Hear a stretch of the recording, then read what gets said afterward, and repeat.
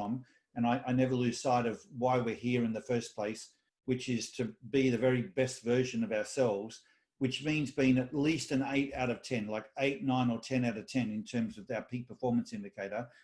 What's your score today? And if someone's at a really high score, like at a 10, that's worth sharing, because even a 9, because there might be things you're doing that could be subtle and linked to your ID that could be a real insight to someone else, especially with a similar ID. Or if you're at a 4 or 5 or 3 and you're struggling, there might be some insights that some of us can share with you that could really help you very quickly get to a higher level.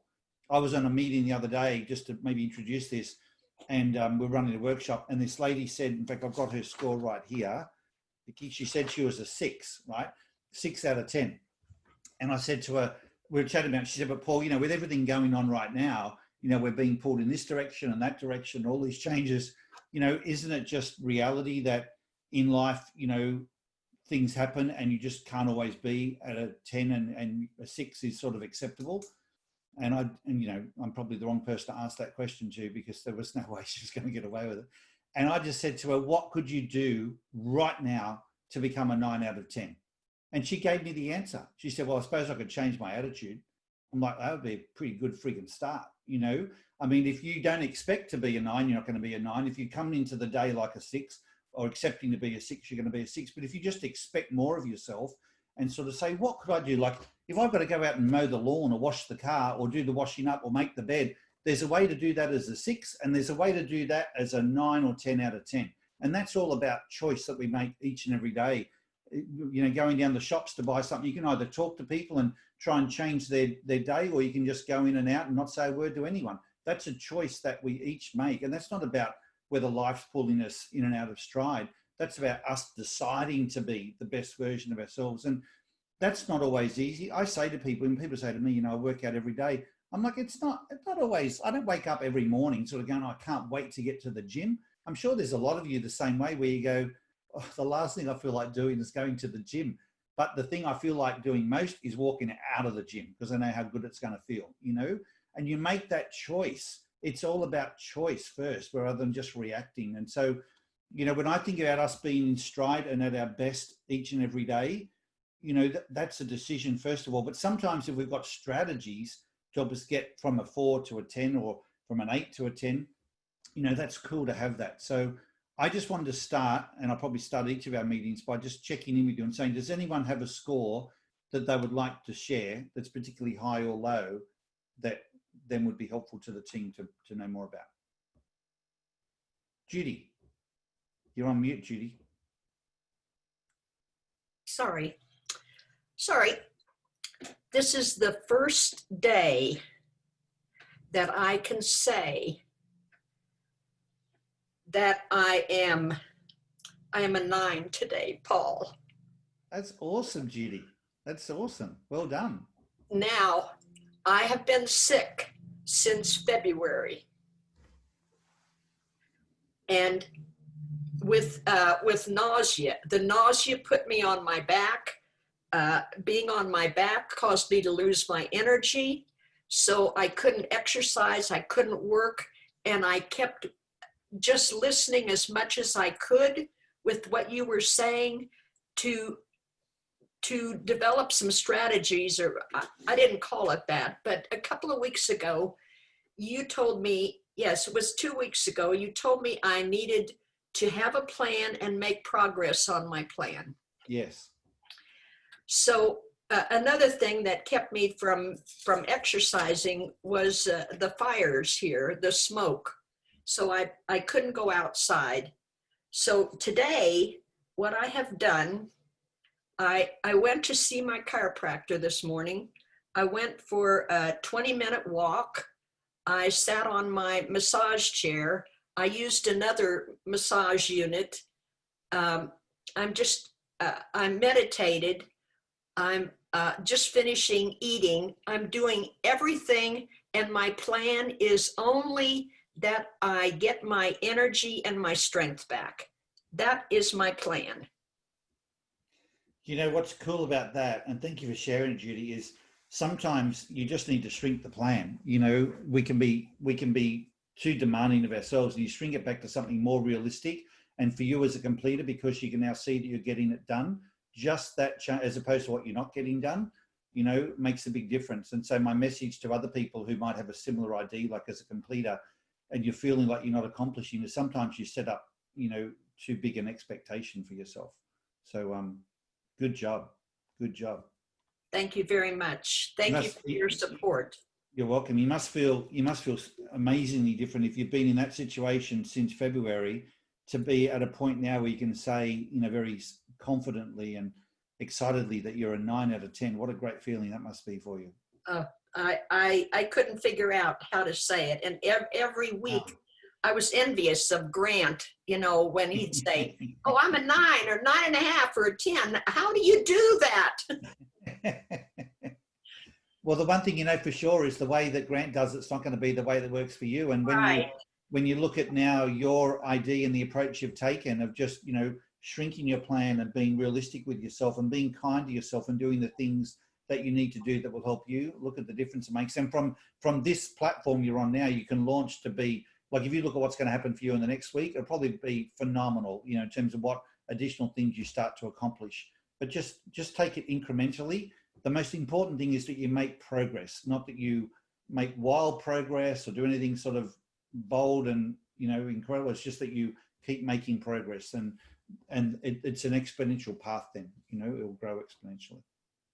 Thank you. Thanks, Judy. Anybody else? Hey, Paul, it's Bomo. Hey, Bomo, how are you? Good. How are you? Pretty good. Yeah, my number shows 4457. Okay. So initially, I just joined this company. I took first the rating of, it got me 4457, but nobody have number like me. I was wondering, where did I miss, or am I doing wrong? So where do I improvise to bring the score up?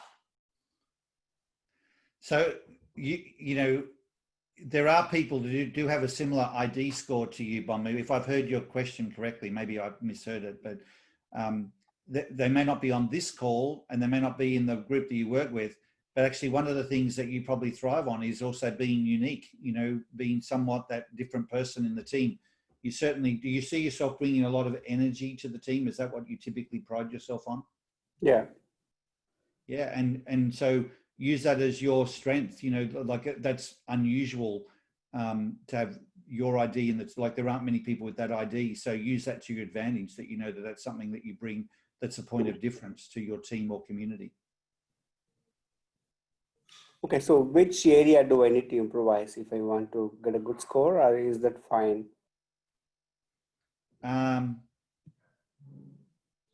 Maybe someone else might like to comment. I'm wondering whether I'm misinterpreting your question. Like, I can see, Greg, you're laughing. So are you, I'm wondering whether you're getting something I'm not getting. That's what I'm thinking. I don't think there's a good score or anything. I mean, those are these numbers that you took the test and got assigned. That's just your personality. Nobody has a perfect score. Like, it's the combination of all the different people with different scores that makes us unique. Got it. Yeah. Right. Okay. So that's exactly right. Thank you, Phil.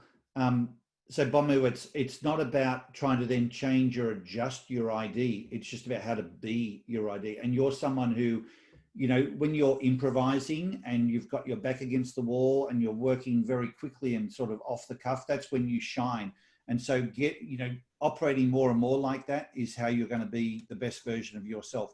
If you were in a role or a relationship where people were expecting to be much more structured and non-compliant and just doing, routine sort of work and not bringing that flair to the table, that would be almost suffocating to you.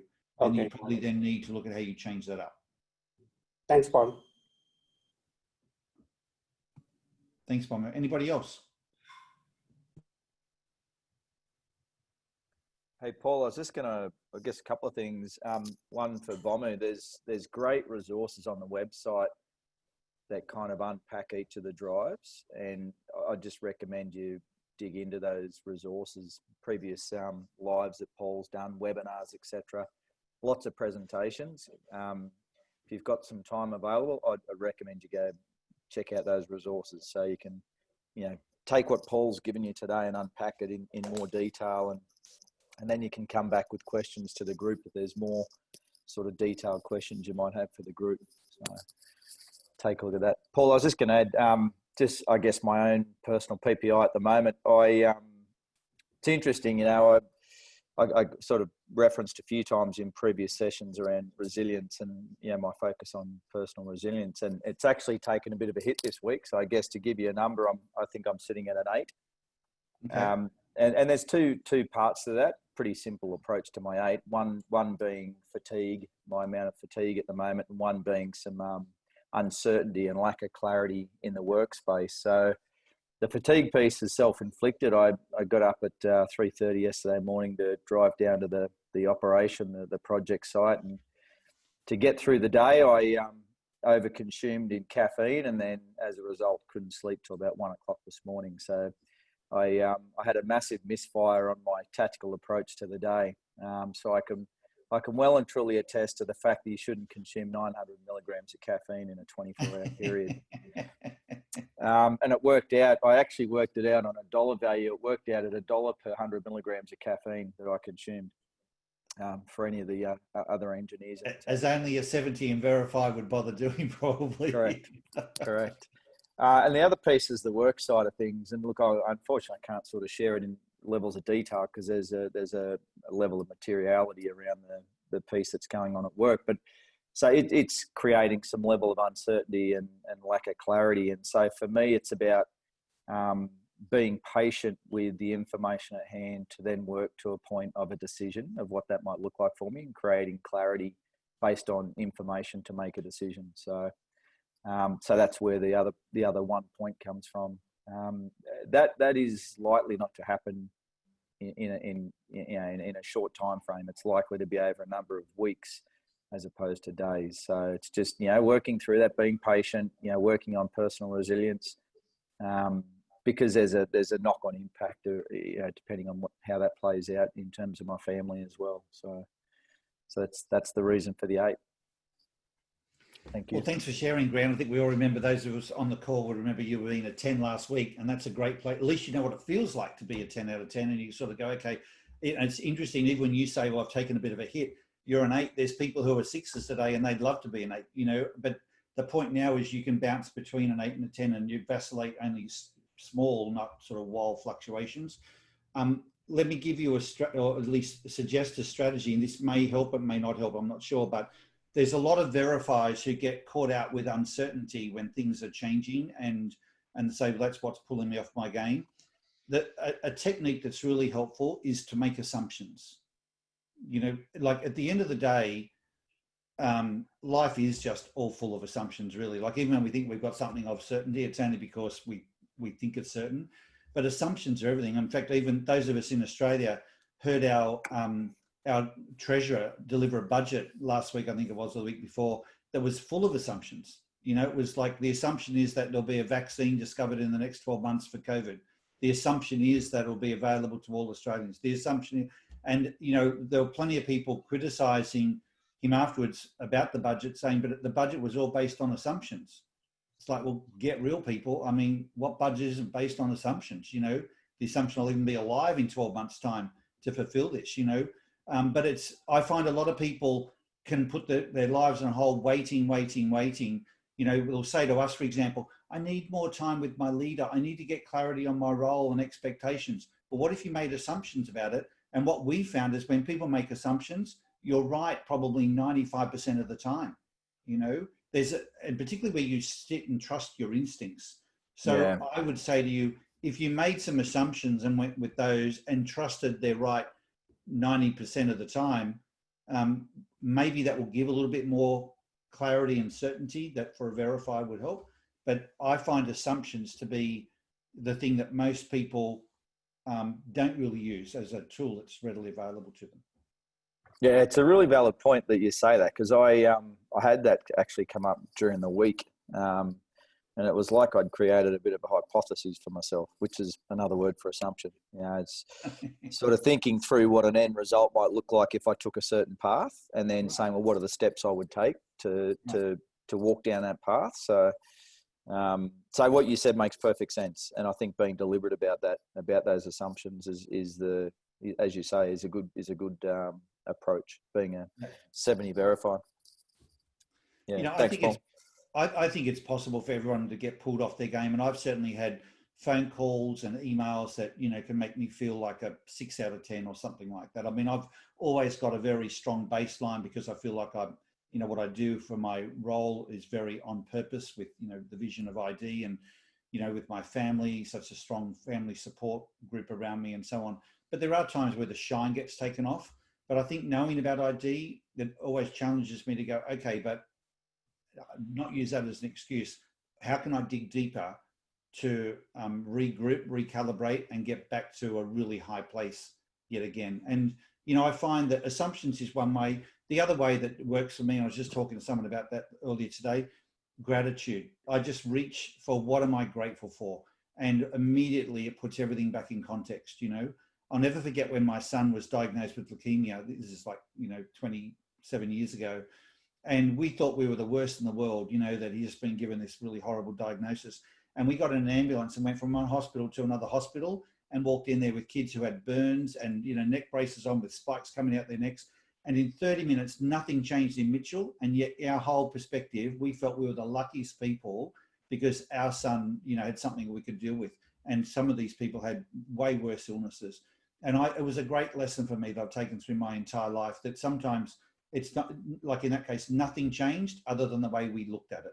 So I just try and find a new way to look at it, and gratitude is a massive antidote. I'd really recommend that too. Yeah, thanks, Paul. Okay, anyone else got any? Sorry, Grant. Anyone else got anything they'd like to share before we move into the main discussion? Gail here, if you don't mind. When Jasper asked me last week about my ID, those of you who were there, I said, you know, I think I need to get an agenda for my team meetings. It had never occurred to me before. So I did that. I got an agenda. And for me, that for 4229, to actually have an agenda is quite hard. And to stick to it is even harder. But I really did my best. I got this agenda. I gave it to my assistant, who is a 5673. And I assumed, this is assumptions, you see, they just come naturally to me. I didn't tell her to circulate it. I assumed it was obvious that if I had an agenda, everyone needed it. She kept it to herself. So I'd gone to all this trouble to do an agenda, and my assumption, because I work on assumptions, my ID always assumes things. I assumed it would have been circulated. So my first words were, well, has everyone got the agenda? And they all went, what? So, yes, so it's how different IDs approach assumptions is also something to remember, because to me, it's not an assumption. It's just what you do, and it's obvious. And yeah, so just throw that in, because the lack of verify, my obvious thing would have been say, please make sure to circulate it. I didn't think it was necessary. Well, thank you, Gail. You raised an interesting point, which is about things, about agendas, because I'm looking at a few people on this call with a similar ID to you. I mean, there's you, there's Steve Blunt, there's Mike, there's Susan, you know, who are all really strong improvisers. Working to an agenda, how did that work for you, Gail? Did you end up working to it, or was you just moved on from it? And I'm interested. No, I worked to it. But the thing was, the first item I raised was actually about number 4. And then I thought, oh, cripes, although no one's got it, I'd better stick to it. So I did number 4. And then I think I did number 1. And then someone else was the next item. So I let them go with it, by which time I was back to me anyway. And I just, you know, it was fine. It's always helpful, because even though we ramble off a lot, at least it does just keep the focus. And then someone can easily say, I thought we were talking about this, and I go, oh, that's right. So yes, yeah, so it's not an unhelpful thing, and it does make sure we're quick and to the point, and we get everything done that we need to do. Right. So And this week's agenda is all about ID. So we're having an ID session, the next good. one. Good. Mm.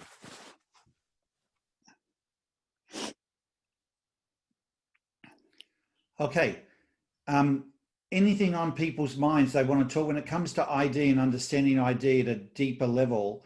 Are there some things that people would particularly like to better understand about ID or their own ID? And this is a discussion, so I'll let other people sort of answer the questions here rather than it be all my voice. So fire away. Greg here. I just wonder, when we're doing the peak performance bit in this, I just wonder how many people know what to do when they do find themselves feeling, so I don't always give myself a number, but I know when I'm in the poo and I'm going, what's going on here? And I just wonder how many people have a way to go, this is happening. And do they know that they look at their first drive, their strongest drive first, and go, okay, where's this missing? Where's my drive missing? Or what's the way I can put that back? Or do they just say, I'm a 6? Well, what can you do? And so I'm sitting here going, as my 8 and authenticate going, but what do we do to help them raise that number rather than just be aware of the number?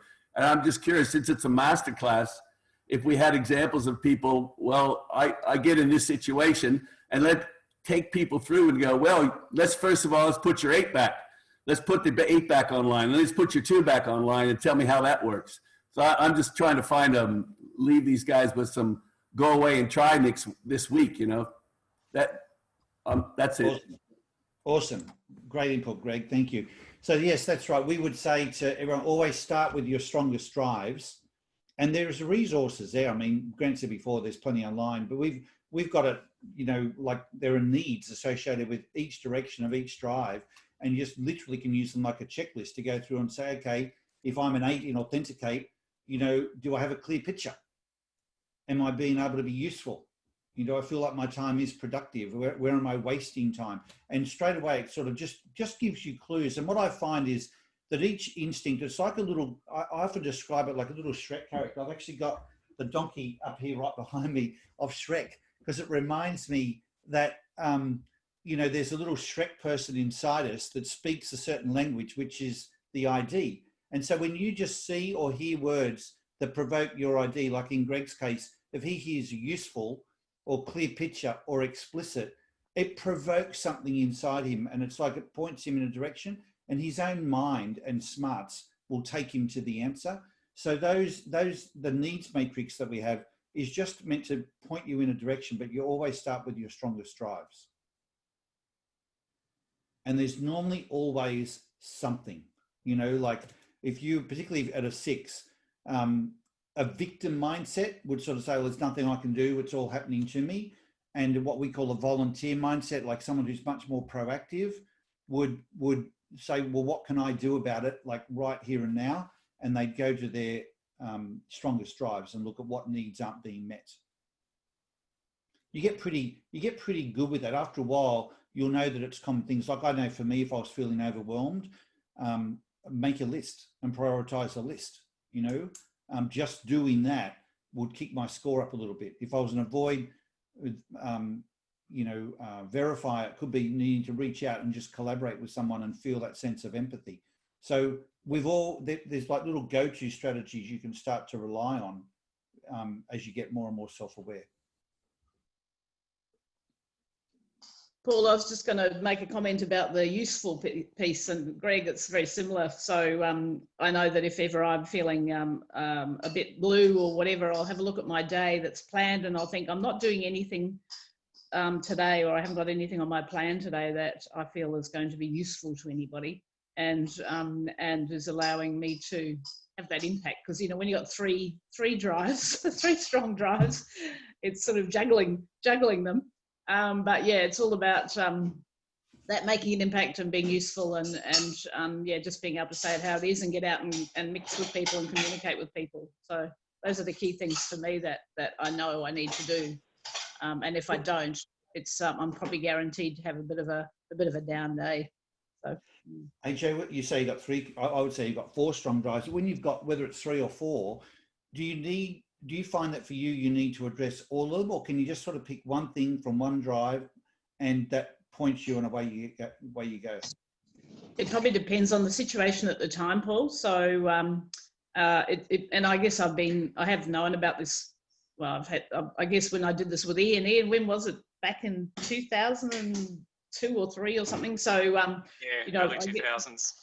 Yeah. So I've been doing this and aware of it for quite a long time, but this has been incredibly helpful because coming back to focus on it again after 10 years or so has been really valuable. And so yeah, but it's interesting how it generally, if I pick one thing that's applicable to that situation or that day or whatever it is, then I'm pretty much okay, but it can change. Okay. Yeah, I think people can often feel a little overwhelmed that they have to either know a lot about ID or they've got to address all their drives in order to start making progress and get themselves more motivated.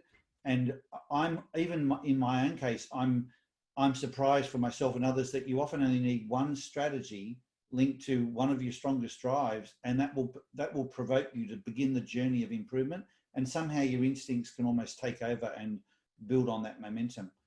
That's my experience. I don't know whether anyone sees it differently to that, but you don't need to, get a really complicated formula happening. It's just start addressing one need that stands out to you, and the momentum takes care of itself. Paul, I'd just add in about the needs chart. I think that's perfect, using it as a checklist.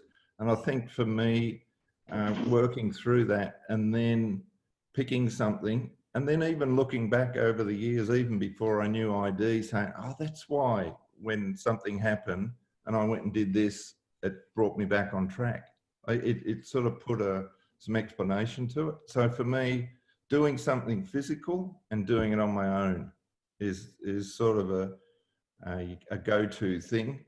And it got confirmed by going through the needs chart as a checklist, but they're things that, you can just put a few things in your kit bag to do. And that's one for me. And so just to be explicit for those of you still learning, so when Richard talks about doing something physical, that's because of his drive to authenticate. That's 7 in authenticate that you can see there on his score. And doing it on his own relates to the avoid improvise drive, which has a need for solitude. And it's not about whether someone's introverted or extroverted. Just even if you were an extroverted person, it's about how you get energized and be at your best, what you need. And solitude for an avoid improviser is like, complete re-energizing of their internal battery pack. Just like interaction is something that energizes an improviser. But the interaction doesn't always need to be with a human. I know people who have said, well, as an introvert, interaction for me is being on the computer, playing a game and interacting with, other things online. That is a source of interaction. So interaction can be different things for different people. Solitude can mean different things for different people. Solitude for some people could be just with a very small group of friends or just being with their family, and that's solitude. Whereas for someone else, it means being completely on their own. Mine's with the lawnmower. So Paul, I might follow along. Go on, Kevin. So I might, thank you. I might follow with a couple of quick shares. The inspiration one draws from this group and last week's session with Jesper, the way Jesper and you, Paul, dug out some nuggets in the first half, and then we had that open banter with so many of the team from his work, obviously. So the share was, I shared with this group a couple of weeks back, I was at about a 7 on the PPI. Last week's just hanging with the group pushed me well up above 7. So that's really important. And Joe, you summarised a minute ago. I, like you, did mine way back in the 2000s, and I've sort of been a bit of a in the Sinai desert, I suppose, for many years, and I've just sort of come back. So it's awesome. The other share I wanted to say real quick was, take a look at me. 8 verify, 1 improvise. I'm in Melbourne, locked up with the family, cannot hang with people, hang with a crowd. Just look at those bookends and try and make sense of COVID in the current environment down here in Victoria. It's just kind of like, I need this group to sort of get some working assumptions to help reframe. That's my share. Be interested in some insights from folks on that. Well, can I start, Kevin? What is your PPI number today? So I reckon I could probably nudge 8. And it's been trending up all week, Paul, ever since the session with Jesper. And yeah. So that's really terrific. And what I would call that is so we would say about the improvised drive is the promotion drive, the sales drive. The avoid improvised drive doesn't like all that stuff. It's more what we would say is the, low key, no song and dance, tends to play things down. And you just gave a good example of that to me in the way you shared your PPI, because you said, well, I was, started off as a 7 and now it's, it's better. But you didn't put a number on it to sort of say how better, and I guess it's not wanting to big note yourself or make that a bigger deal. But it's really helpful to know that even at an 8, and this is what we say to people, when you shift from being a 7 to an 8, it's not just 1 point. It's, how would you describe it, Kevin, in terms of what it's meant for you to, what change in performance or fulfillment has it meant for you going from a 7 to an 8? One word: flow. Everything just flows better. And I'd never used that term before, Paul. That just came to me as you asked that question. Yeah. No, but it is an exponential difference going from each of the numbers. If you shift from being a 7 to an 8, and then you go from an 8 to a 9, and then a 9 to a 10, it's not just like an equal incremental improvement. It's exponential. And it's normally, people say to us when they shift from a 6 to an 8, it's the equivalent of a 100% boost in performance and fulfillment. Like they'll say to you, I feel like I'm getting twice as much done now as what I used to. I'm twice as happy. Everything happens twice as easily. The sense of flow, it's like decisions that used to take twice as long, and that's the, colloquial language they will use. I'm not measuring this scientifically. I'm just saying the language that people use is in that zone of everything being sort of twice as good. So even at shifting from a 7 to an 8, it's still, it may not be twice, but it's still really significant. It's not just like, 6, 7 or 7, 8, same sort of number. There's actually quite a difference there. I find it very, very valuable discussion to have when you unpack it with people and say, what does an 8 feel like? How does that compare now for you compared to a 7? You do this in teams, it opens up to the richest discussion. Thank you. I would actually suggest to you, one of the things we talk about in high performance teams is having a common language. And everyone thinks, particularly coming from me, it would be banging on about ID and having, verify, authenticate, complete, and improvise as the labels of the common language in a team. And that is true, that is a part of the common language framework. But the other one that is a hallmark in all the consulting and coaching that we do is the PPI, that you can walk around a team and just say, hey, Kevin, what's your number? And, you might say 8471 if you think we're referring to ID. But if you know about the PPI, the peak performance indicator, is a part of the framework of that team, people know what you mean is what's your number today. You go, I'm a 9 today, or I'm a 4 today, and it provokes the next conversation, which is really where the gold is. It's not about the number, it's what's behind the number. But I'd really commend you, if those of you in teams, if that isn't part of the dialogue that you're, like the framework of how the team operates right now, I'd really suggest that when you have a team meeting, having an open discussion, even in your family, just to sort of bring this into the family. And if you can sense that someone's really not at their best, like I know with little kids, I've seen it with grandchildren where they have like mood boards and they can put up a sunshine or a cloud or a rainy day, just they move that picture to sort of say, even as, and I've seen them do it, even as a 4-year-old, that someone puts up a lightning bolt or a rainy day and you go, oh my God, what's happening to you, and they've got some little story that's just good for them to vent. It's a similar sort of thing, having that as a common framework. It just makes a really healthy environment, to have that. And even if you're talking to someone who's an authenticator, just them talking about it and getting it off their chest, just that, it gets it outside of who they are, that changes their whole stress. So it's a really powerful tool to install in a team and even in your family. Paul, Greg, I just see Greg's note. Great question. Yeah. Great question, Greg. Because I know I've certainly, as a 5, struggle with it and wonder about the others. Great. Actually putting a number on. Can we talk about it? I think it's this question is not just about the PPI scale. I think you could equally apply this question to a lot of rankings of things, but let's start with it in relation to the peak performance scale. How does that work for avoid verify people? or fives down to 2s? I struggle with it, that's for sure, and would probably more. That's why some of the discussion's a bit tough for me, but would think it's more throughout a day. I go up and down, and it's just a change. So I don't know. I do struggle to put a number on it anyway. Okay. Hi guys, it's Mark here. This is the third session that I'm actually attending with the ID group. So when I started, I think the last 2 sessions ended my first week. When Paul, when everybody was asked what their score was or what their number was, my score was 5. I think coming into the third week, I'm actually, I believe, even if I don't put a number in it, I'd probably say that I'm happier this week compared to when I first started this webinar. So I think if I put a number on it, I'd probably say that I'm actually an 8 this time around. I think as a person who's still trying to understand my ID,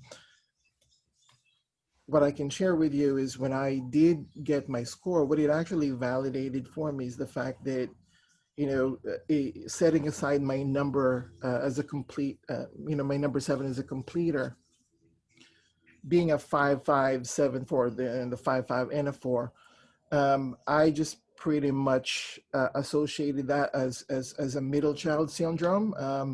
By nature, I am somebody who likes to keep peace, so as I read through my score, it validated why I'm diplomatic in a sense.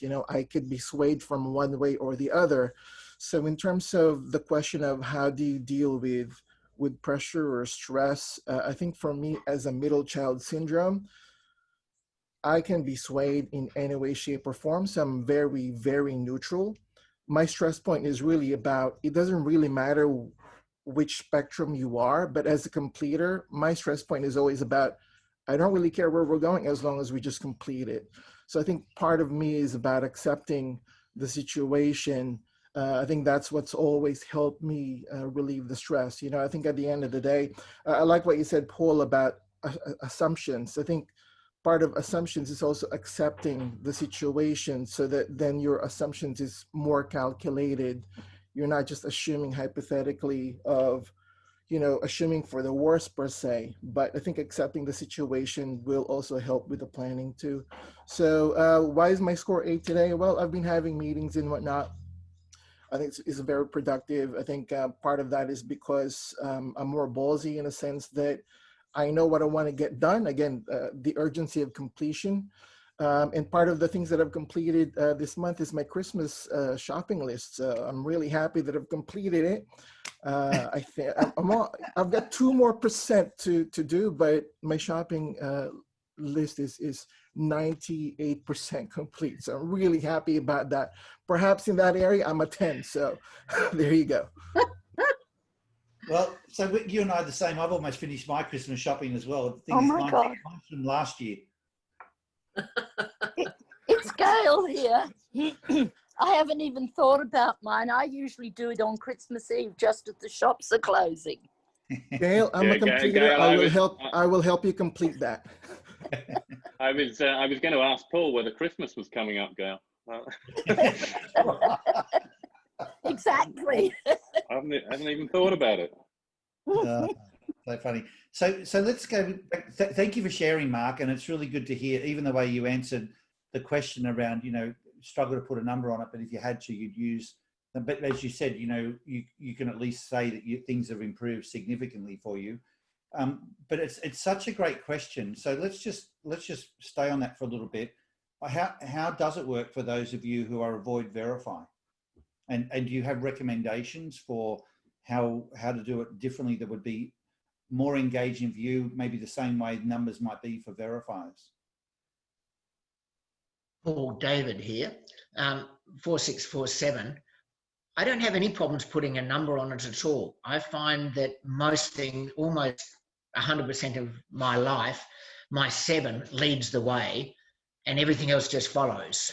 it sort of gets dragged along with it, I think is the best way to put it. So I don't have any problems putting a number on it whatsoever.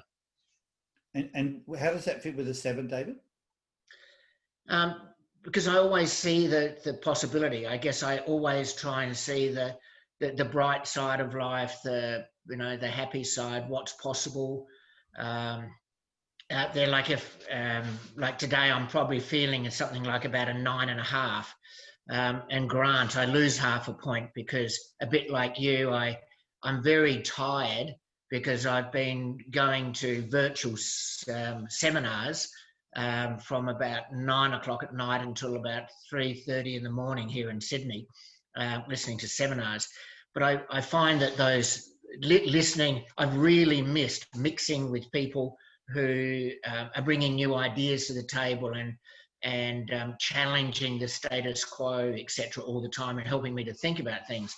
And so my 9.5 comes from just being able to listen to those people in a COVID world. But I find that my 7 just sees hope and possibility and opportunity everywhere. And so it doesn't really matter what else is happening. It's a little bit like, unless there's something, absolutely dramatic and I've got to handle it, everything else just sort of follows, Paul. Thanks, David. So would you struggle to put a number on it if it was a low number? I didn't know there was such a thing. Thank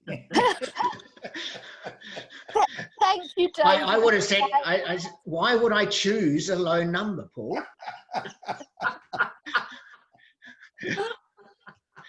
Great answer. It is a choice. David, that's my whole point. You guys, I'm a 5, and there is no ranking. It is, you want a number? Okay, here's your number, right? But it's like, we got too many things to do to worry about numbering it. It's like, Joe, I'm just curious about where you're playing, and PMC, all you guys, like, are we just being nice to Paul, or what? What's going on? Yeah. No, you're so right, Greg. For me, you put a number on it and I go, why would I do that? Oh, number. Okay. Probably 8 or 9. And exactly as you just said, Paul, why would you, or David actually, why would you even put a low number on it? It's just, there's something to always find an upside, or there's always something we can do better. This is Gail again. Exactly. I'm always 9 or 10. I wouldn't know what 4 or 5 is. And if for a few seconds something happens to push me out of stride, I just make a phone call and talk to somebody and it pushes me back. My daughter, who's 5537, says, oh, look, there's only 2 things in life. Is it boring or is it fun? And of course, the 2 5s play out. There's nothing else that counts for her. So if she needs fun, which obviously you do, she actually doesn't make the phone call. She does it on her phone, different generation, but it's the same thing. It's just that interaction. Just, when, like the agenda thing, for a few seconds I went, oh my God. And then I thought, no, don't be ridiculous. I didn't give the instruction, therefore she thought it was the right thing to do. So, yeah. So it's always 9 or 10. So what would you recommend then? It's a different, or are you not? Are you seeing a different approach to how we could position or discuss the peak performance indicator and not use numbers, or have a different one approach for verifiers and a different approach for avoid verifiers? Personally, I think that you're far better off. Numbers, everyone can understand numbers. I suppose being an accountant, I like numbers anyway, but pretty pictures or something else achieves the same thing. You know what you said about the kids. I could just as easily work with clouds or raindrops or bright suns and things like that. It's just, to me, it's just an indicator. And, if someone's feeling down, does it really matter whether it's a 2, 3, 4 or 2, 3 or 4? I think you're feeling down. Every morning I check in with my team because now we're all working from home. And I take it upon myself as the team leader to chat to them and make sure they're all okay, see what's going on and if everyone's fine. But we don't do it in terms of numbers and peak performance indicators. I just do it because that's my way of motivating. I don't feel the need for numbers, but that's because I'm not a verifier. Maybe if I asked the others would feel needs for numbers. I might do that in our ID session next week.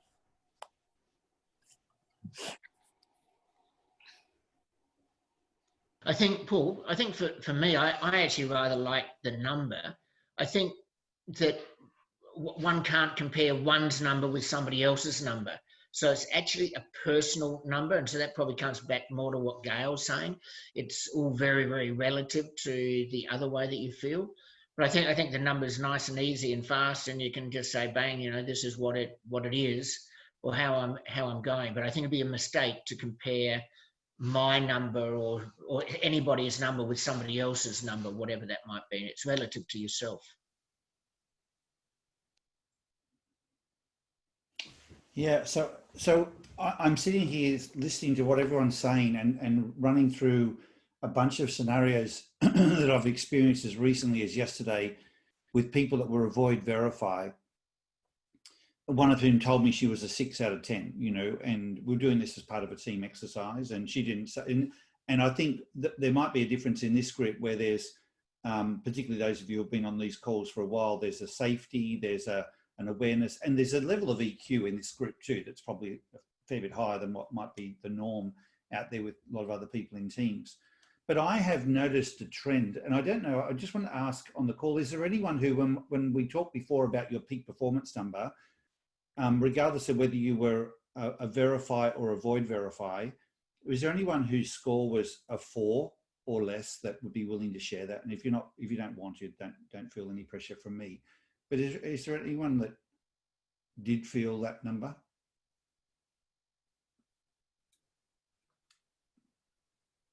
I could comment on that, Paul. I never felt like I was a 4 or less. Okay. The only thing I related to was I could tell I wasn't an 8 or a 9 or a 10. I didn't fit in that, but otherwise, I didn't relate to any numbers. Well, I'll tell you where I'm going with the question, Judy, is I have found that when people are a 4 or below, because I was sitting here thinking, does it really matter if people are anything less than, you know, an 8, 9 or 10? Because I find 8, 9 or 10 is where you start to really show an influence shadow, like a leadership shadow, a positive leadership shadow. But I have found that people at 4s and below are what I would call flight risks. And where it's been very valuable in team meetings is that when someone says they're a 4, a 3, or I've had one time say they're a 2, something was going on that if it wasn't dealt with, they left. And if it was dealt with, they subsequently said, you know, I was so close to leaving, I didn't know how I could stay, and the whole situation was able to be turned around. So to me, that the really low score has got a relevance. And it's not that you wouldn't want to address it if it was a 5, 6, or 7, because you'd want to try and help those people improve. But I know it gets it's almost like, you know, the sirens start flashing and you realize there's a real urgency and a compelling need to really address something quickly if someone's got a really low score.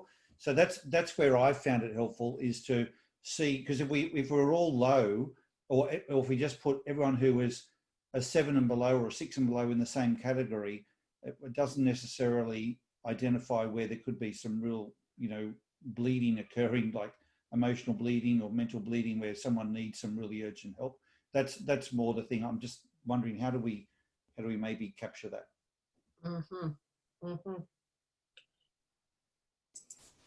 Paul, I'll get real with you. I was there, and where's Miss Vicky? She took a phone call from me. And what the issue is, I have a situation where my core values are one way, and they're being called into integrity and different things like that, and I don't align with a vendor that we're using, right? And they are skirting and going around me and going to management and things like that, creating havoc for me. Yep. So it was like, sometimes I feel like I didn't have a voice, or I wasn't using the right words, or I didn't feel enough to advocate on behalf of, the team. So working with Vicky, she helped me out. And I started paying attention to your sessions because I feel that the way we communicate with each other is very important. And having those quick words, ideas where we can assimilate to people and connect with people, we can change how we receive information and our perspective. Because the problem isn't with everybody else, it's us. But it took a while for me to get out of that. Naturally, I am a fighter, but it took a lot for me to get out of, okay, wait a minute. If I'm going to give information to somebody, how do they need to receive it so that I can be heard and be the best advocate for the employees? Thanks, Brenda. Thank you for sharing. Thanks for being real and vulnerable.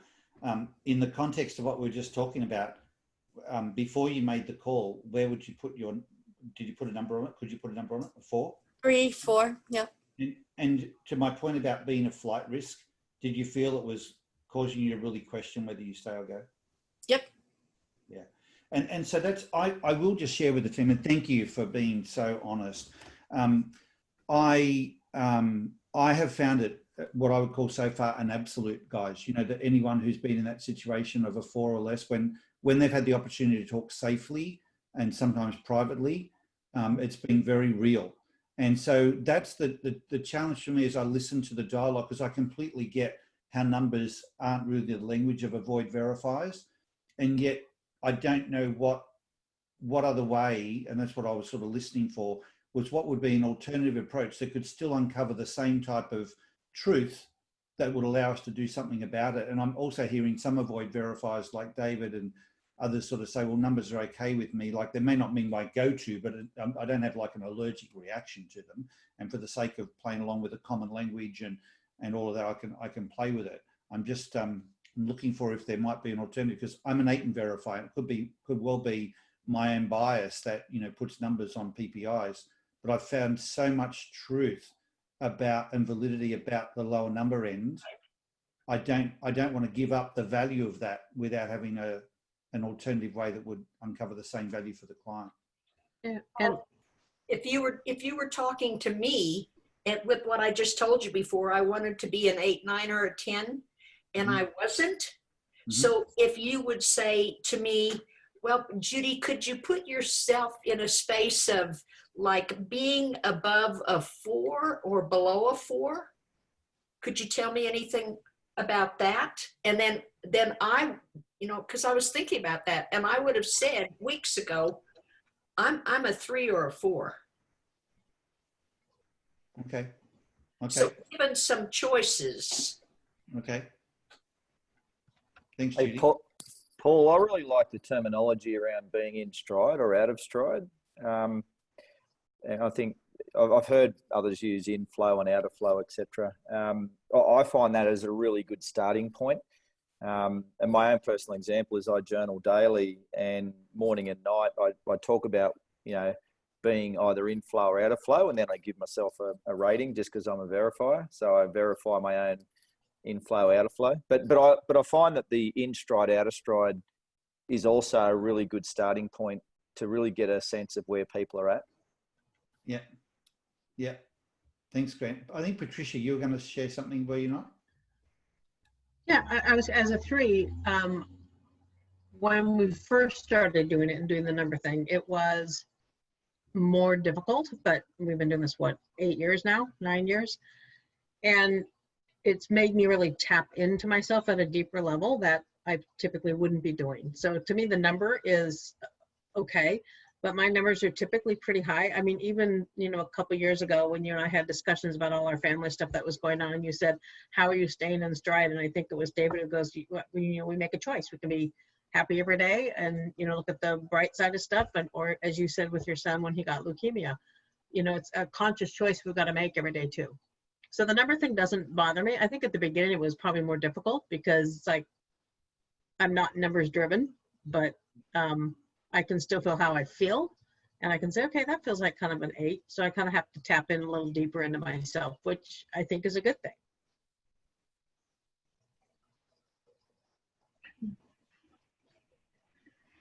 Paul, I just got a question. I'm just wanting to ask you what your thoughts are.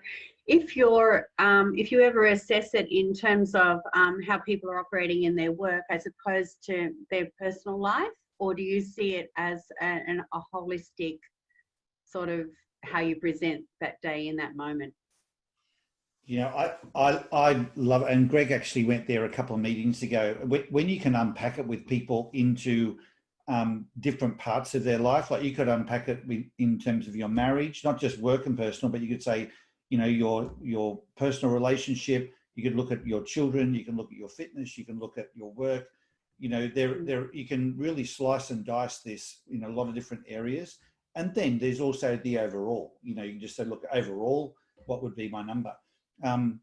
So I've also done it for teams, and then the culture of a team. So like the brand value of a team. So I've seen correlations even as to the individual scores from the team members and what that does for team performance and what that does for the brand the team has in the business. So there's a lot of different ways you can play with these numbers or with this model. I'm, you know, challenged by the dialogue today around can we make it even better by having a couple of different mechanisms for how people can respond and use it. So it's not just about numbers. It might involve something else, but I don't want to give up the value of what I'm already seeing from the model, especially this flight risk piece is only something that I probably realized about 6 months ago, and I've been testing it ever since, and I've found it to stack up every single time. So I'm still sort of coming to grips with it myself, but like numbers at the lower end really do matter to me. You know, I had a guy at Microsoft, standing in a meeting who was a 3, and his skin, he said, like, if I took my clothes off and you saw my skin, I'm going from here home to just be covered in cream. And it was just like, you know, unbelievable discomfort and pain that he was in, and he was at a really low score. Now, you know, the score didn't make him that. You know, he had that regardless of the score per se. But for others in the group, if he'd just said, "Oh, I'm really uncomfortable," or, you know, I'm not at my best, it wasn't giving the same indication of concern as what I now know those lower numbers to be. So maybe we could use pictures. Maybe there's some other approach. I'm not sure, but I'm not even sure the pictures. Maybe if it was like a storm or something like that, but that means different things to different people. The numbers so far have been really extreme. I've had a guy stand up who was a 2 out of 10 and almost scream at the group with the emotion that was inside him and what was going on. And it really, in fact, it was Jesper Anderson that was the leader of this team, and it provoked immediate action from Jesper. And I'm like, which was, you know, corrective action to sort that out. I'm like, how else can what's a different language we can use that would provoke a similar response to address those very clearly urgent, you know, situations? Paul, can I just say, so just listening to you even in this conversation, even though numbers aren't that important to me to rate, I can really see, because I do a lot of work with teams as well, I can really see the value of that flight risk identification as you've identified it, and also remembering that we are all different. We've all got different styles. So, but for the use verify, and if they want to use a number and that's really helpful for them, then, you know, I can absolutely see that some people who may not be comfortable talking about their emotions in any other way might find that number quite an unthreatening way to assess it, whether they're, you know, no matter what their style is or are really. So you know, I even this conversation's been really valuable for that. And I think each team probably is going to settle on its own way of doing it. So, but I think for you, that's good input. Yeah, that's good input, Joe. And I'm aware at the time, I would just finish by saying this. What I found is, although everyone might have their own definitions of the numbers, and a 7 might mean a different thing, different people, what I can tell you is that an 8, 9, or 10 are probably pretty similar definitions. Like a 10, the person almost doesn't need to say a 10, you can see it in them. And similarly, at the 2s and 3s, that, you know, they're probably very similar as well, that people are in a fair bit of pain. And that's what I'm conscious of. But Greg, great question. I love how one simple question can provoke such a valuable conversation and such a good learning for everybody. This is a masterclass, guys, and I really value all of you being on the call and giving up your time and sharing so honestly and vulnerably as you all did. So thank you once again. We'll see you hopefully next week. Have a great day and rest of day for those of you a little ahead of us. We'll look forward to seeing you again soon. Take care, everybody. Thanks, Paul. Cheers. Thanks, Paul. See you. Thanks, everyone. Thanks, Ian. Thanks, team.